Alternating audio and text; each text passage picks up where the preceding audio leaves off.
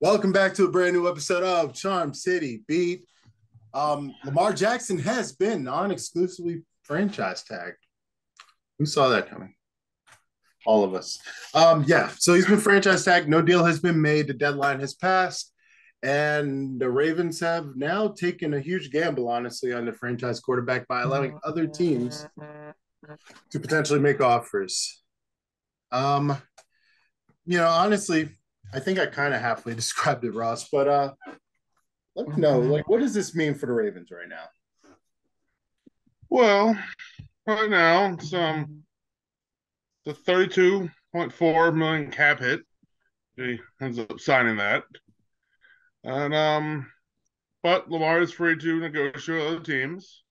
Mm-hmm.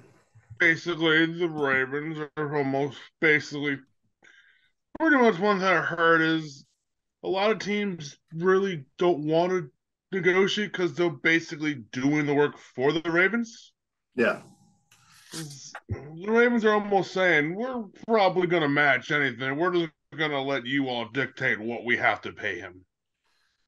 Yeah. We've said what we want to pay him. He might end up coming back to that if he sees that's not out there more, and if not, we'll go from there. Worst case scenario, 2 first-round picks. Yeah. Technically, not the only thing. It can be a sign and trade scenario where we get more than that.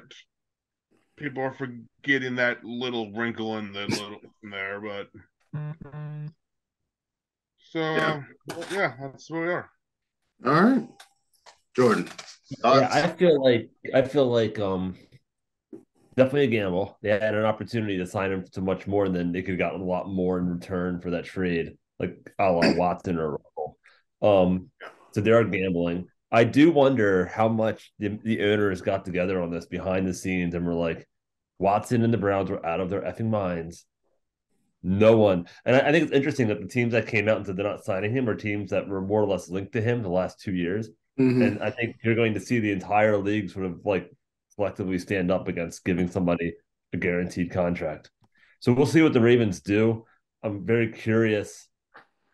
I think they will end up paying him at some point. I can't see them giving him away for two firsts. I think that's just not enough money. Yeah, I mean, I'm right there with you guys. Like, it seems like the Ravens have the money to do something.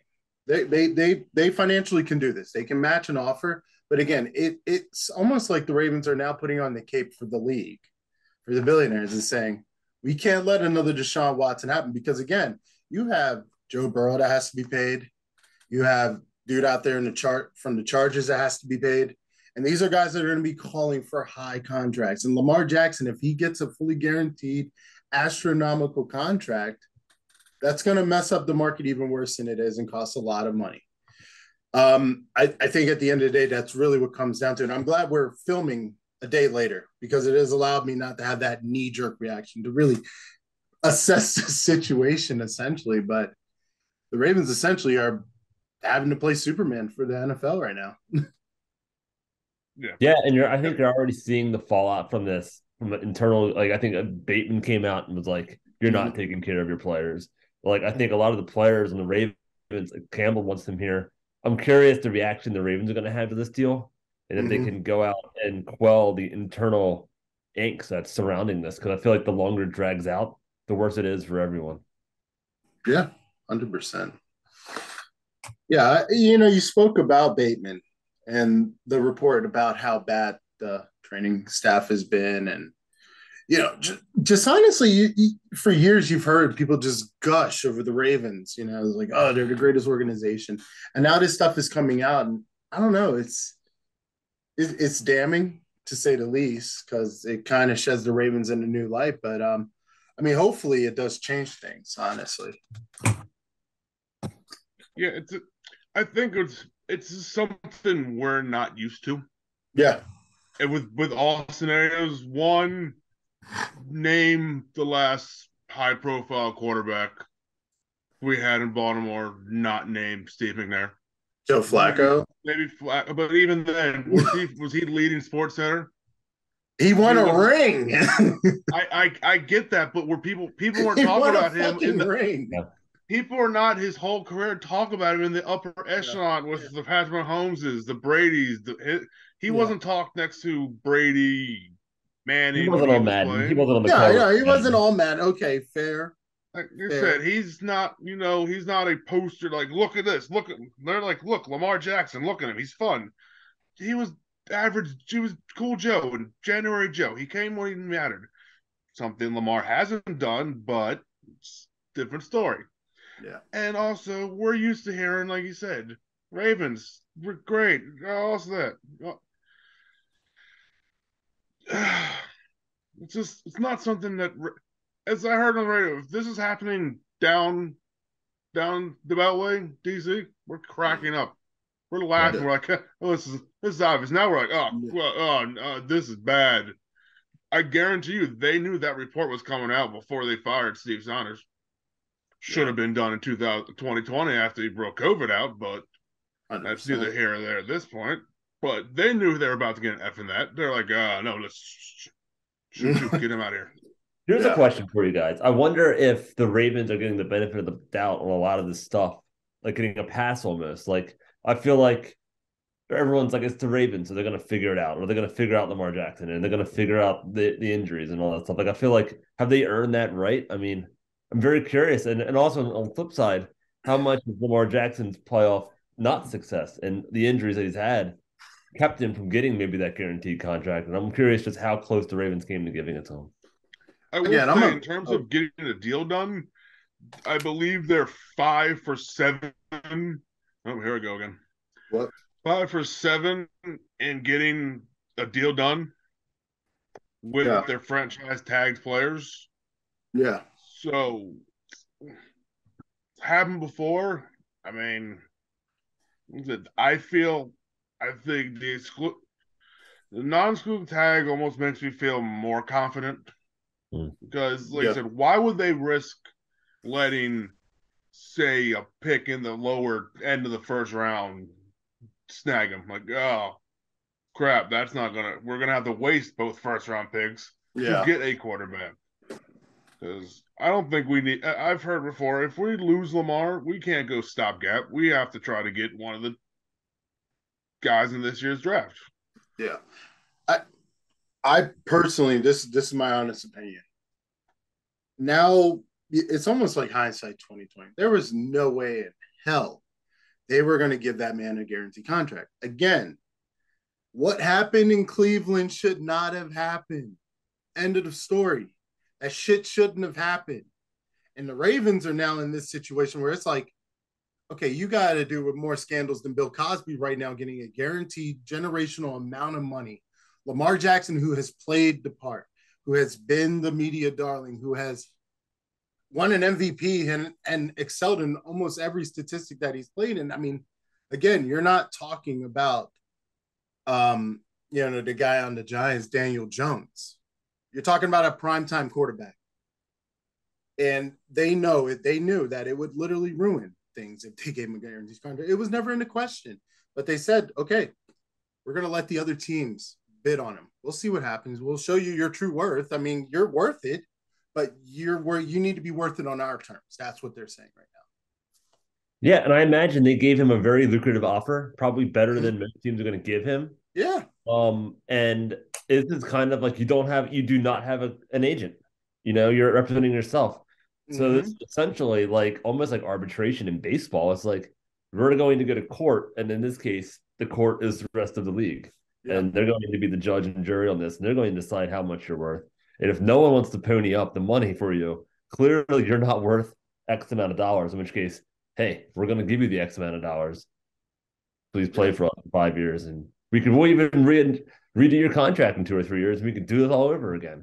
Because, there's no way the Browns are going to let Watson hit him for $50 million a year going forward. Like, there's no effing way. No, you can't build a franchise that you can't. That's why the not exclusive tag, even if he signed it, who we're going to put around him when you got him hitting close to like I said, $50 million cap hit. And now if he signs the non-exclusive, that's 32. That's doable. You can work with that. That's a quarterback in the league these days. Exactly. Two things though. Like I get the Ravens, not wanting to pay that money, obviously. And again, I don't the difference between again not having a someone to mediate for you. Again, we don't know a lot of what's going on. A lot of stuff is tight lip. A lot of this is assumption. So we have no idea the exact number that has been put on paper.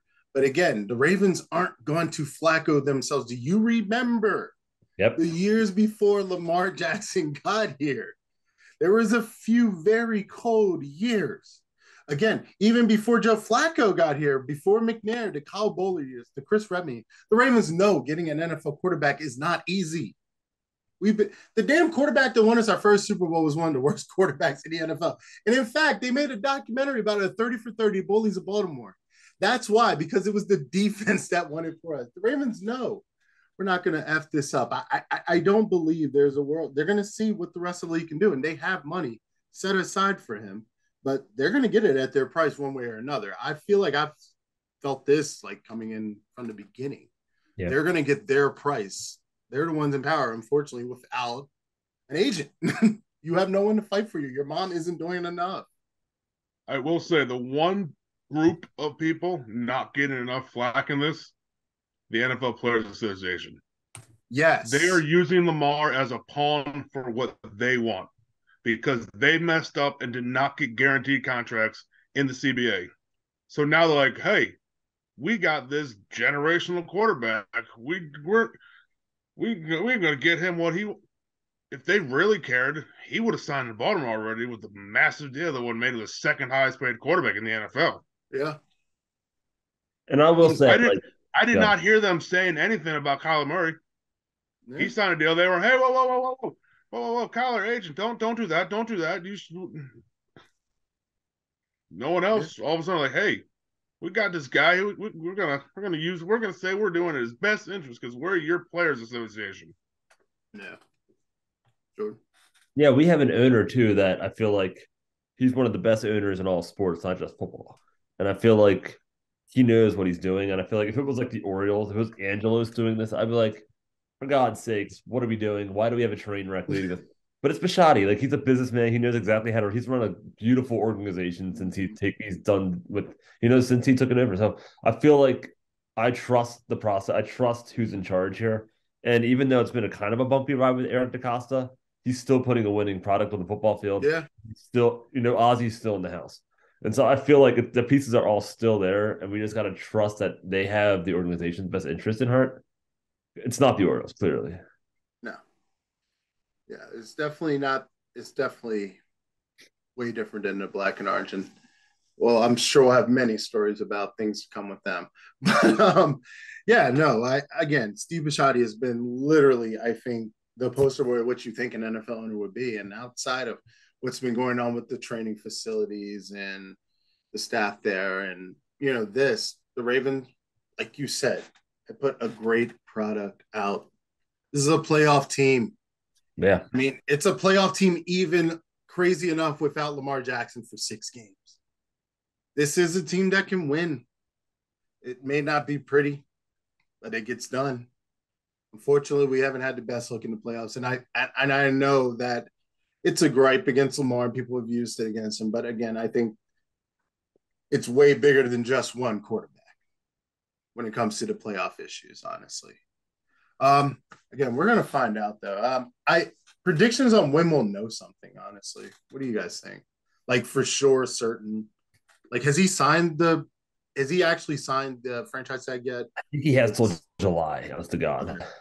Okay. I think teams can start talking to teams, I think, 15th.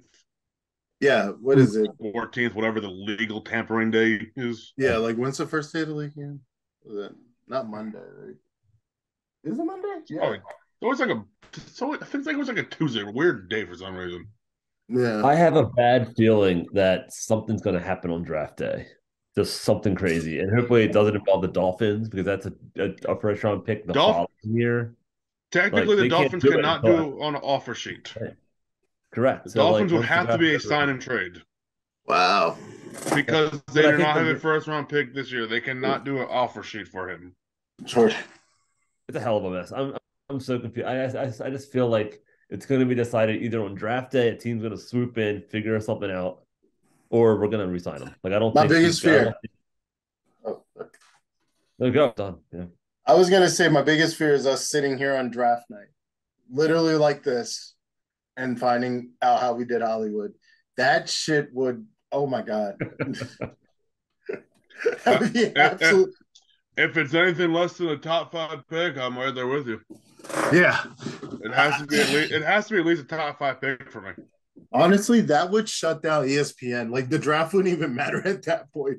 People would be trying to figure out what the hell happened. I don't know the team that can do it, honestly.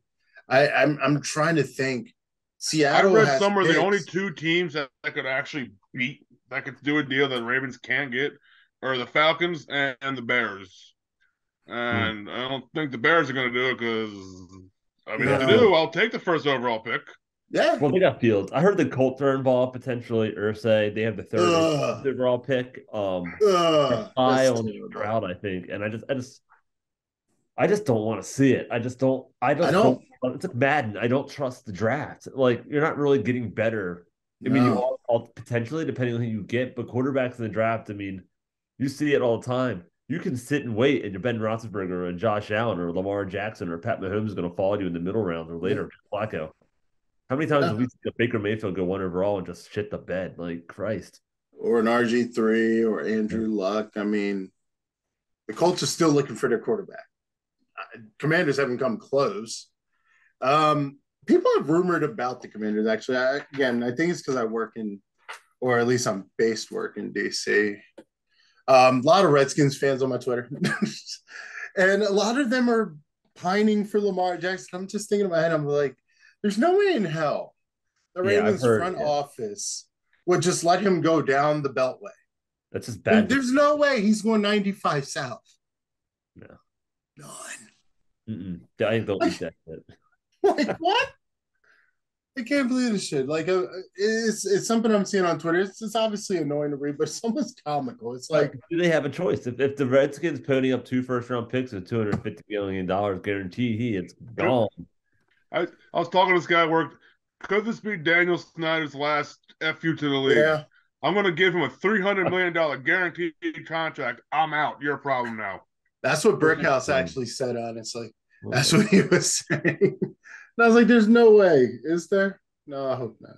He does that to the league. He's like, I don't care what you do to the team. I'm out. I don't care anymore. Deal with this.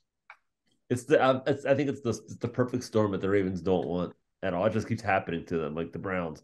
And then the Redskins swoop in, like all our rivals, just destroying us. And not good. Oh no, they're and I guess at some point we're gonna have to talk about the draft. We'll have another episode for that, obviously, talking about the rookies. And there's a few quarterbacks that I've begun to try to window shop in a sad situation that could come if Lamar Jackson is traded. A few guys look good. I don't want to see it. I'll be real. I mean, we've had Lamar for 5 years. I think how many years? Like, I think all but 1 year we didn't go to the playoffs. And when he got hurt in 2021, they were the best team in the AFC. So it just shows you what he's capable of on the football. Yep. And he honestly just needs a good pitch in the playoffs to hit a home run. Like he just needs. I feel like him just being there more was getting. He hasn't played in the playoffs in 2020, and he played when he did it. The biggest gripe is if we only ever see Lamar Jackson play under Greg Roman. Yeah, we can't. That cannot be all we ever see of Lamar Jackson. My thing, there's no way. But my thing also is like again. Daniel Jones just got re-signed. Of course, he's not asking for the economy of a small European nation. Lamar Jackson is. Lamar Jackson is asking for the small economy, and I get it. But again, and this is the downside of having your mother, having family friends run your financials. Again, you're about to make a shit ton of money, and you don't have a legal team. That's asking for trouble. You're handling the money of a big business. You essentially are becoming the brand, and I don't know. It just I almost feel bad for the Ravens in a sense because it's like, how do you tell Lamar Jackson no Yeah. after all he's accomplished? MVP, top stats. I mean, I read a stat earlier. I think it was like the first 5 seasons. He's had some of the best passing stats out of all the NFL. You're talking about a guy that, again, is not a troublemaker. He's not someone that is a hassle. He goes to work, he shows up, he gets us to the playoffs. But again, I think the biggest downside is not having an agent, and that's what's costing us. So Yeah, this is the Ravens' last chance. yeah, it hurt him. I heard it hurt him going into the draft when he was getting drafted that he didn't have an agent, so there was no one to defend him, and people were like, "He's a receiver, he's not a quarterback," and Mm-hmm. there was no one to be like, "No, he's a quarterback, and this is why." He just tumbled down the draft board, and the Ravens took a chance on him, knowing they had the system in place, or they were in a place as a team, as an organization, that they could take a gamble on a guy and Yep. rebuild a team, and that was how they're going to get back into the picture. I feel like that was the Ravens. The Ravens have been in his court since day one. Yes. I don't want to say he owes it to them. He earned it. He's 100%. But I feel like, like there should be some There's sort of give and take here for a team that did everything in their power to make you an MVP. Like he did the work, Mhm. obviously, but they built an offense around him, and they obviously failed him in that they didn't build on that. They Yeah. kind of stayed stale, but still, I mean, god dang. Yeah. I mean, could they have signed a big name receiver? Sure. Could they have done this, that, or the other? But yeah. But again, at the end of the day, Lamar Jackson would have fell to probably the second round, unfortunately, with just the situation and how those front offices were thinking. Of course, first round talent, we got lucky. We got very lucky. Because again, we're talking about a generational quarterback. We're not talking about, again, Daniel Jones. We're not talking about Kyler Murray even. I don't even think Kyler Murray's on Lamar Jackson's level, to be honest with you. Sure, he looks great, but he ain't Lamar Jackson, and he got paid. Lamar Jackson, I think at the end of the day, there needs to be a middle ground that hopefully will come in the next couple of weeks. In the next few weeks, I predict that's what's going to happen, a middle ground for everybody. Because no one is going to give him a guaranteed contract except for Dan Snyder after a line of coke as he runs out the bank. God damn it. That's the only thing. That's the only thing. God damn it. Yeah, but again, we're going to be on top of this. It's a very, very interesting time to be a Ravens fan. But again, we went through way worse. We've seen how bad it can be. So again, hopefully clear heads will prevail. There will be some type of middle ground. I don't have a game ball to give it to anybody. I mean, game ball to hope. Game ball to hope. Hope that we can get it all squared away. Any last thoughts, Ross? Oh, we got a whole slew of new coaches. Yeah, we did. Greg Lewis is wide receiver, formerly running back and wide receiver for Kansas City since 2017. So it's not a. Got Chuck Smith, outside linebacker, former player, 58.5 career sacks, 24 fumbles, and he's operated a pass rushing training program working with the top pass rushers in the league, known as Dr. Sack.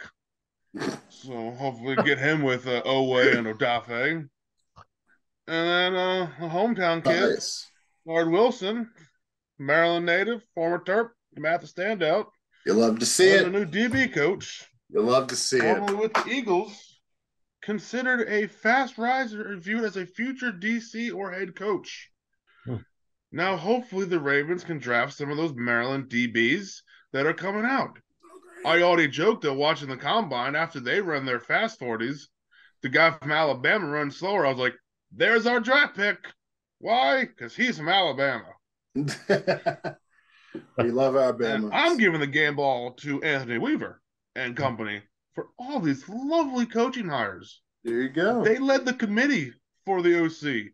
And pretty sure they were probably in charge of a lot of these other hires because a lot of them are being very praised, including the promotions of T. Martin, Mm-hmm. I think James Urban, they said, still on the staff in some capacity. Keith Williams is still around.